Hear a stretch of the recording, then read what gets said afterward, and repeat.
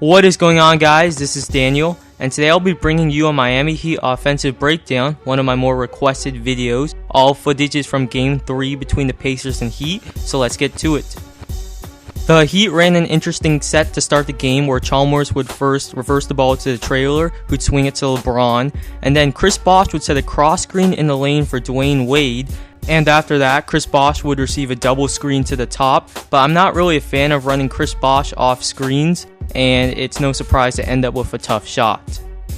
They run the same thing again, and here they'll hit the option where they get Wade in the post, but notice how far he has to come to get the ball. He gets near the 3-point line, the spacing isn't great, and he eventually is forced into a tough shot, but nice follow-up by Mario Chalmers. Now let's talk about post-ups, because boy, there was a lot of them in this game. Here, LeBron tries to take advantage of the smaller George Hill, but watch Chalmers, Bosh, and Haslam literally stay in the same spot for about 10 seconds. This cannot happen, as players like Paul George can deflect passes and they lose the advantage. This time, notice how they'll set a double staggered screen for Ray Allen on the weak side while LeBron is posting up. This can distract the defense, and here they space well after that, and Shane Battier gets a wide open corner 3. Again, Cole will cut through and they'll set a double staggered screen on the weak side, and no way the Pacers can successfully double off of this without giving up something with the nice movement, and LeBron takes advantage and gets a layup. And here off that double staggered screen, they do get Ray Allen for a shot. But here, very little movement, no double staggered screen, solid spacing, and LeBron is forced into a very tough fadeaway, which he hits. And again, here, no double staggered screen on the weak side, and this time the spacing isn't as good as there's 3 players right next to each other, and LeBron is forced to take a tough shot. LeBron gets it inside once again, and again, terrible spacing on the weak side, and LeBron picks up a charge. Here it's Dwayne Wade getting it, and they do set a double staggered screen for Allen on the weak side. Chris Bosh spaces out, and he hits a 3. The results are night and day. I'm not trying to say a double staggered screen or not makes or breaks a play, but it certainly helps, and here without it, LeBron travels. Now this is gorgeous. They get LeBron in great post position, and notice how well spaced everyone is. You have Cole cutting, and no one is within 15 feet of each other, and it is no surprise LeBron picks up a foul.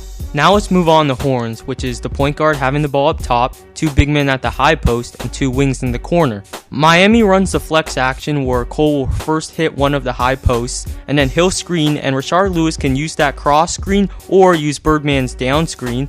Here he uses the cross screen, which flows into Cole using that down screen, and they don't get anything immediately, but Cole flows into a pick and roll and scores.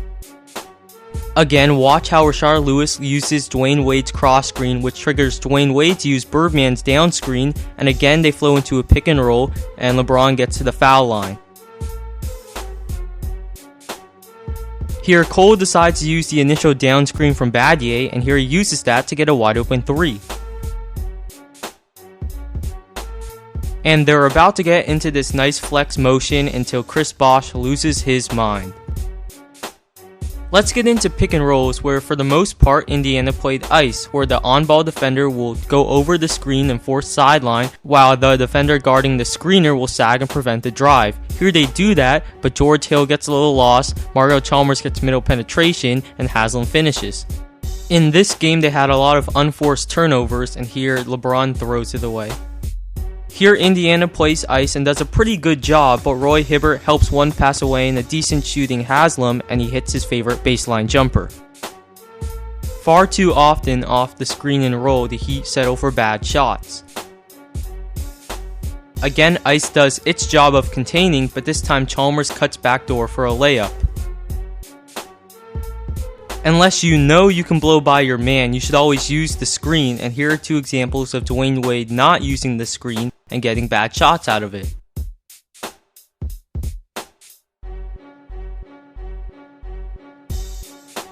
Here's something out of the Spurs playbook called 25, where they'll screen the screener going into a pick and roll.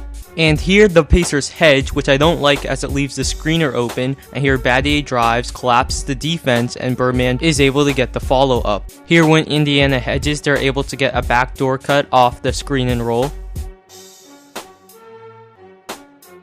If the defense hedges, you have to get rid of the ball right away, and here Chalmers misses James on the roll. That stalls the offense, and Wade is forced to take a tough shot. Having Ray Allen in the strong side corner on a pick and roll is a great idea because Rasul Butler is not going to want to help off of him, which leaves the roller Bosch open. Miami did a great job getting Ray Allen open off simple pin downs, and here when CJ Watson goes on the high side, Ray Allen smartly flares it to the corner, and when there's no weak side help, he finds Anderson for a layup.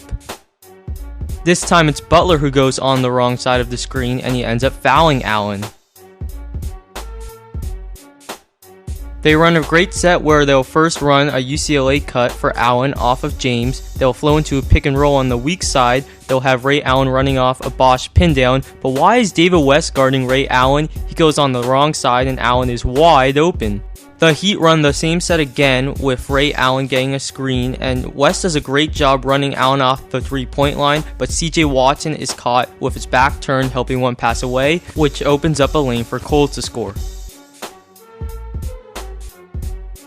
Again, West does a great job staying on Allen's hip and making him give it up, and they force James into a very tough shot, but he hits it.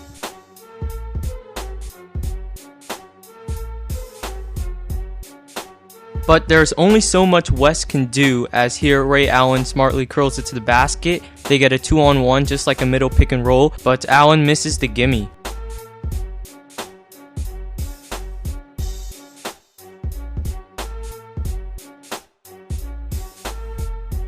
And while this one is contained initially, they go into a two-man game with Allen and Bosch gets an easy layup.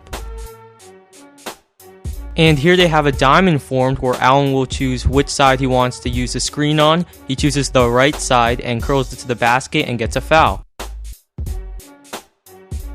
Well, there you have it, guys. That's about what I expected. They have some nice set plays and especially run Ray Allen off some screens, but at the same time, they don't run those set plays nearly enough, and there's some times where there's not much movement and guys are just standing around. Overall, not bad. They clearly let their talent do the talking, and while it's not as clever as something like the Memphis Grizzlies or of course the Spurs offense, it suffices and it's won them championships, so I can't really argue with the results.